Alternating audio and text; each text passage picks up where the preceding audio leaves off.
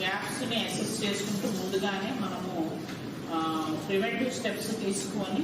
ఎక్కడ కూడా స్కూల్స్ కానీ కాలేజెస్లో కానీ మెయిన్ వెల్ఫేర్ హాస్టల్స్లో ఎక్కడ కూడా అవుట్ బ్రేక్స్ లైక్ డయేరియా కానీ వామిటింగ్స్ కానీ out break means fever out break రావచ్చు, ఏదైనా any type of out break ఇవన్నీ కూడా రాకుండా నియంత్రించడానికి భాగంగా ఒక ఇంటర్ డిపార్ట్మెంటల్ కోఆర్డినేషన్ జాయింట్ కమిటీని ఏర్పాటు చేసి గౌరవ కలెక్టర్ గారు దానికి మన కమిటీ ఫామ్ చేసి ఇన్స్ట్రక్షన్స్ ఇవ్వడానికి ఈ ప్రోగ్రామ్ని ఈ కమిటీ మీటింగ్ని మనం ఏం చేయాలి అనేది డిస్కస్ చేయడానికి పెట్టడం జరుగుతుంది మేడం. సో దీంట్లో డిపార్ట్మెంట్ నుంచి ఒక్కొక్కళ్ళు నామినేట్ అయిన పర్సన్ మనకి హెల్త్ నుంచి Panchayati Raj, municipal administration, animal husbandry,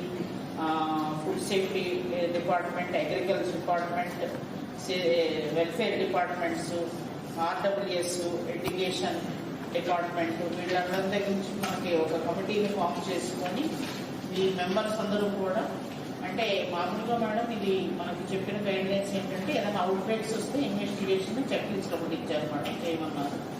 కానీ నాకు చిన్న సబ్మిషన్ మేడం ఏమనిపిస్తుంది డిస్ట్రిక్ట్ హెడ్స్